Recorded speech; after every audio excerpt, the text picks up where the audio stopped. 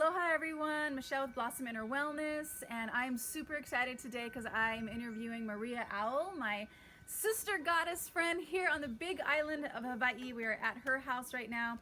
She is the author of Planetary Ascension. This book is phenomenal. I read this in like a week. It was such a fast read. I could not put my hands down off of this book. So if you have not read Planetary Ascension, I highly recommend to get this book on Amazon. But also Kindle. Also Kindle. So today we're going to be talking about what is the emotional, spiritual frequency that's happening right now in the world. You know, a lot of stuff is going on. There's so much chaos. How can we stay grounded in these times to find our own center, to find our own inner peace and inner strength right now during these very tumultuous times that we're going through? So Maria, thank you so much for letting me interview you. You're welcome. Awesome. So you have got an amazing story about your own spiritual journey. How did things start for you? Where do you want to begin with kind of introducing like who you are and the work that you do in the world? Yeah. I'm definitely born to be a spiritual interpreter. Basically, my wiring is as a channel and as a conduit. And it's on both sides of my family.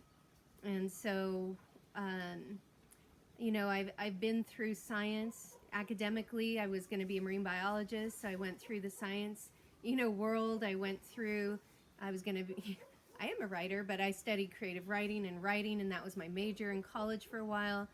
I went into anthropology. I did American Indian studies. That was going to be my minor, and so I've been in the world of academia a lot, just thinking that was the way to go because I was looking and seeking to understand my own experience. And I felt safe within the halls of academia.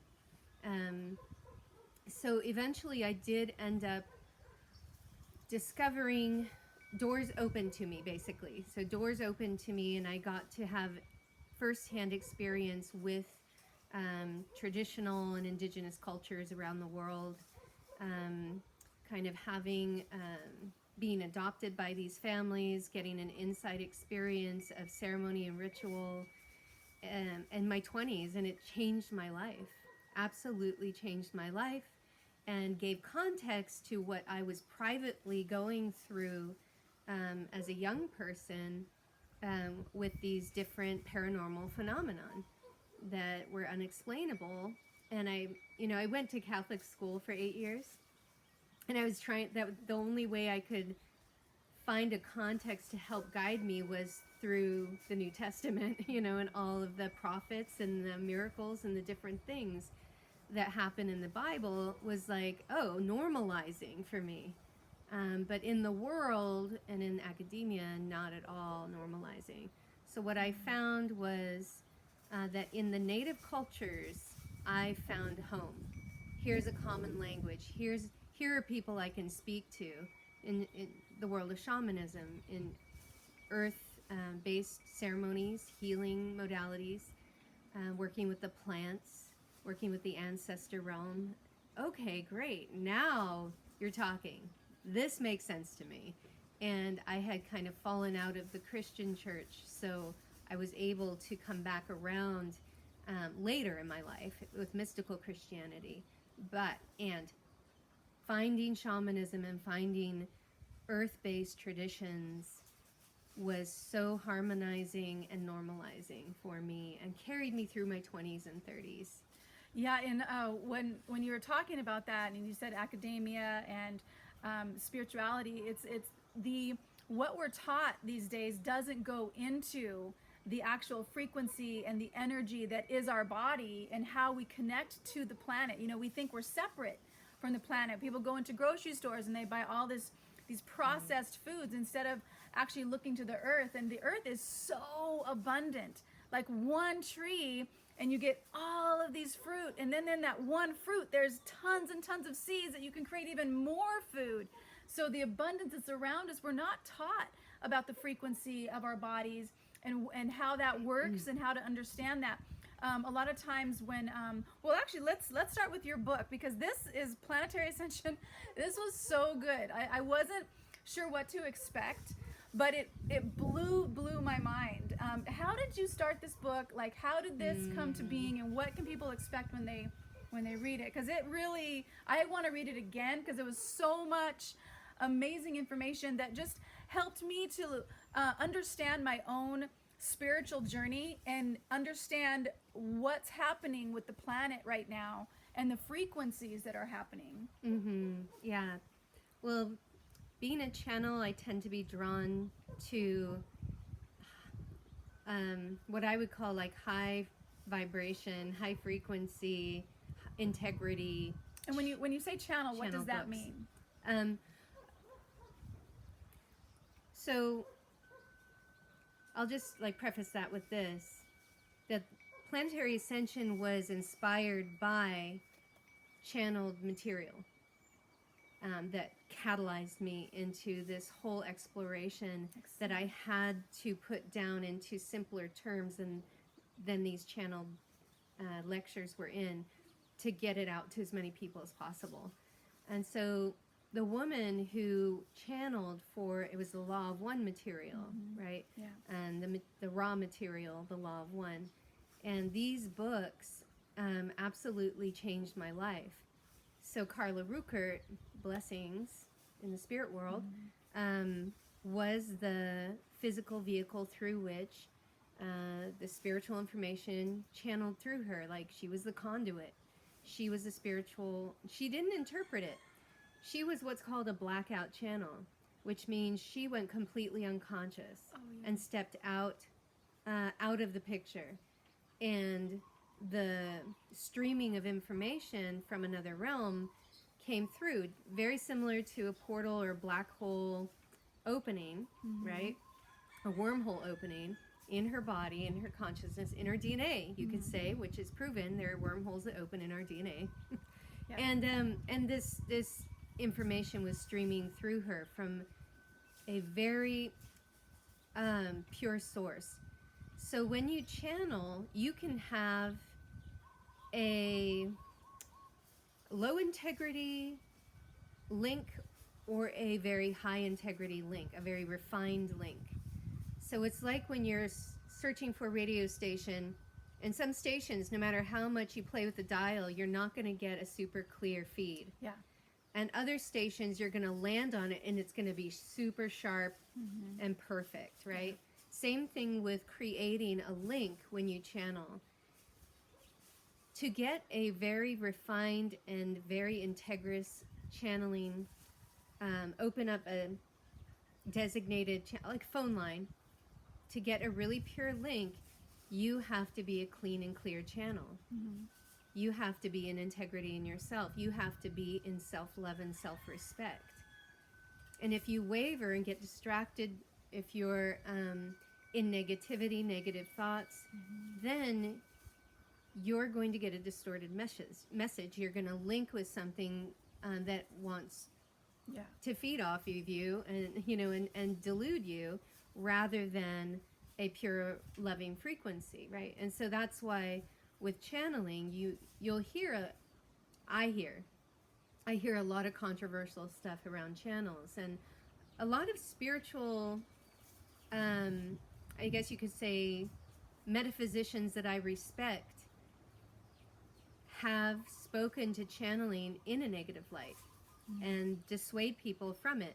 And when I was in my 20s and I was studying metaphysics and I was at a school to develop my intuition, my teacher of 2.5 years taught against channeling. And she taught, because channeling at that time, the perception in like the 90s was channels leave their body so that the being can come in and talk through you and move you and what have you. And that is actually not true. Yeah. That doesn't need to happen at all. And I think that that's been my life's mission, is to claim my channeling gift, number one, say I'm a channel and this is just how I'm wired. Now, how do I do it in a safe way without disembodying? Yeah.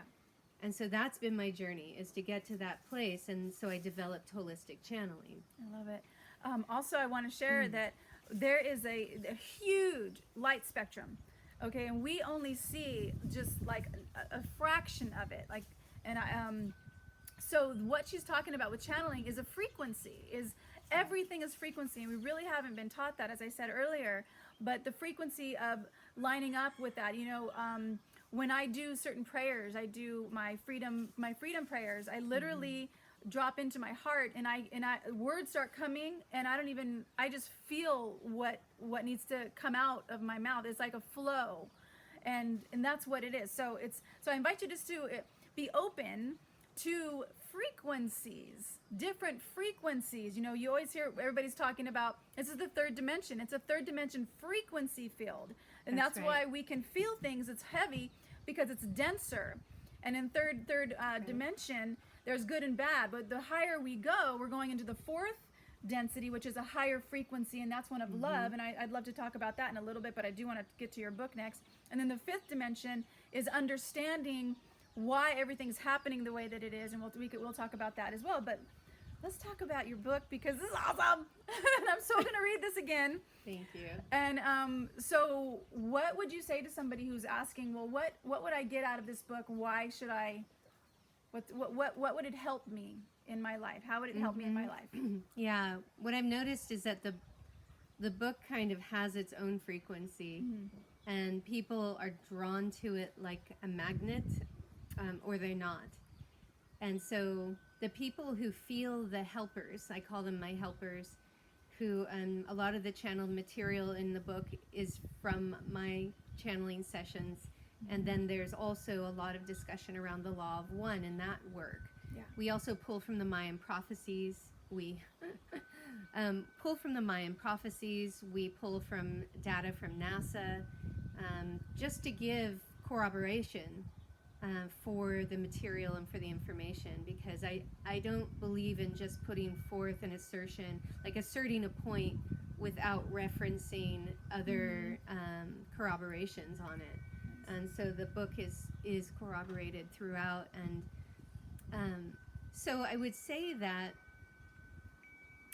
for me, the catalyst to writing the book was in the law of one, learning about third density, that this third dimension, this third density, and that it's all about us making a choice.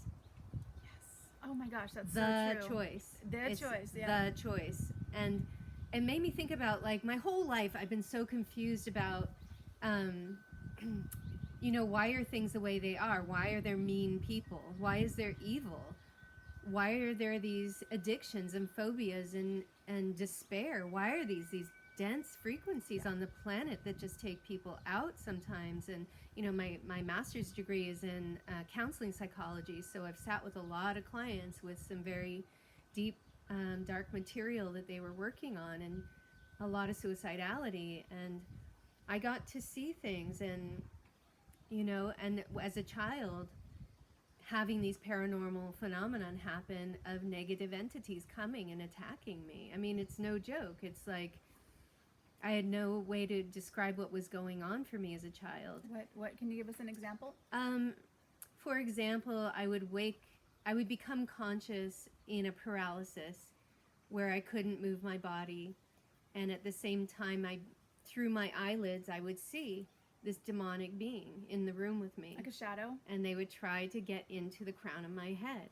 And I would be fighting to move again. And I'd be trying to scream, but you can't scream, right? Scream. And so finally, I would fight my way out of it, and the top of my head would be ice cold. And then the rest of my body might be broken out in a sweat. And so I'd have to, there's nobody I could talk to about that. So I just have to kind of bear with it. And I taught myself over time to not be afraid. Yeah. And I realized that the paralysis is being stuck. The astral body is trying to leave. And then it can't, because the body is vulnerable to this negativity. So the astral body stays to protect the physical body, but can't get back in because there's a block at the entry to get back in. So eventually learning that this isn't the way in and out at night. This is the solar plexus. The solar plexus. Right. So learning to protect the crown and travel in and out at the silver cord at the solar that's a bunch. That's like a whole other show. So with planetary ascension, I really wanted to support people in feeling empowered with understanding that the divide in consciousness, the split in consciousness that we have in 3D is to catalyze us into fourth density, is to catalyze us, to help us choose basically love over fear. Gosh. And that we have to experience what we're not and witness what is not in harmony with the divine, because it catalyzes us into what is in harmony. And as souls, we chose this. We actually chose Agree. to fractal into areas of experience that we couldn't have any other way. We had to get into the human body. We had to have this split in our consciousness between the ego and our higher self. And the ego wants control and wants to be the center of attention and wants its safety and wants its thing, you know, and the higher self is like, we're timeless, we're spaceless, you know, it's all about love, right? And so to have that divide in us allowed us to grow exponentially faster than if we hadn't had that happen, right? If we had gone through 3D without that divide, we would have, it would have taken 10 times as long. This is what Ra says. It's like, it was moving at a snail's pace. Yeah. Evolution was at a snail's pace because there was nothing to catalyze the souls to move any faster. Yeah. They knew they're one with God, you know, everything's love. And so there's no need. So the amnesia of forgetting who and what we are, it was needed for the soul to have an emotion, a journey of emotional expansion back to the oneness of love, because it chooses that through the emotional trauma that we all go through as a human being. If you're human, you have emotional trauma, and that emotional trauma is the catalyst if you choose it. And I love that you say this is the choice, because it is choice. It's like, do I choose love or do I choose fear? And I recently got into a relationship with someone who has been, I don't know if I want to say the word, but had the shot because he had to, otherwise he wouldn't get his retirement. And I was like, no, I'm not, we're not going to have, I'm just going to be friends. But there's this beautiful connection. And so it was like, we've been having this great experience together, and then he was leaving because he said, you know, if this isn't going to work, then we have to leave. And I was like, okay, that's good. And I was trying to get back into my life, my normal life of going through doing what I do, and I could not. It's like the feeling was like, all of a sudden I just get this question in my heart. I was like, Michelle, are you going to choose love or are you going to choose fear? And so so I chose love. So we're exploring and seeing what comes about. But let's go back to perfect example. Exactly. It's like, are you choosing love or are you choosing fear? Yeah, in every moment. In everything. In every moment. Everything. So this planetary ascension right now and I love that you said, and that's another reason why I love this book, is because it's not just her channeling, it's also based on, like, NASA has information in here that the whole solar system is going through a higher frequency. So our concentration of photons in the part of the galactic arm that our solar system is in. Yes. So we're really getting bombarded by very high concentrations of photons, and it's in, that impacts every planet and the sun, and then how the sun behaves really impacts Earth. Yes. And really impacts our psychology and our electromagnetic fields, because we're electromagnetic beings. And so I've heard from a lot of people over the last many years that they're feeling a lot of tiredness, they're feeling these swings of emotion, they're having these symptoms, and insomnia, or just need to sleep all the time. And it's like, well, yeah, have you checked out the solar flare activity lately? Or have you, Yeah. looked at the Schumann resonance. It's gone off the lately. scale. It has gone off the scale, the Schumann resonance, which is the frequency of the planet, and it's actually higher than it's ever been in the history of the world. Since it's been measured. Since it's been measured. Thank you. Yeah. Yes. Yeah, and so we are spirit and we are biology and we're electricity and we're magnetism, and yeah, we're going to be impacted by these things that happen in the cosmos. And so there's a lot happening in the cosmos. And so let's just like talk a little bit about the ascension. So why planetary ascension? Why do I call it that? And so this is, you know, back in my 30s, I met some incredible Mayan achiks, and that means day keepers. They're keepers of the Mayan calendar, astrologers, and they were teaching me and the group that I put together about what is coming according to the Mayan prophecy and their astrology. And they were talking about that the time is coming soon, and this was before 2012, which is the end of their calendar, their long calendar. The great year. Yeah, they're huge. I think it's 165,000 years coming to an end. And they were saying that when this closes at 2012, this is when a new Baktun begins. And the prophecy says that at the close of this age, all of the discordant structures that man has created for control and misuse of power will collapse, because we're coming into a time of empowerment for all, of love, and of the mother, the great mother, returning to earth to bring balance and to heal.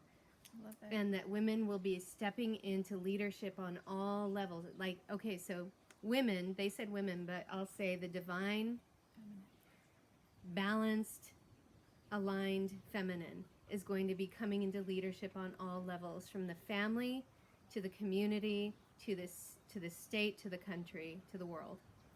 And so the Mayan calendar even speaks to this ascension moment, this ascension leap. Ra talks about it as well, and that's what the Law of One books are about. Yes. They're also saying, yes, humanity on Earth right now has come to a graduation moment, and you're dovetailing the end of 3D with the beginning of 4D, which is universal love. And this can take a while, you know, that can take some time, that phasing out of one and into the pure energies of fourth density. That's going to take, you know, some experiences. It's a journey. And it's a frequency. That's the one thing. It's a frequency rising. Thank you. It's a frequency in your body. Every single emotion you have is a frequency. It can be measured. And love and fear are the two, is where it's measured. And on the spectrum is everything else. Anger, contentment, joy, it's all on the spectrum. But between love and fear, which is a frequency. So when she says fourth density, it's a higher frequency of love. So that's right. That's what I'm super excited about. And it's not non-participatory. Yeah. It's like, it's not like we're just walking along and fourth density's coming and we start to feel it more because it's happening.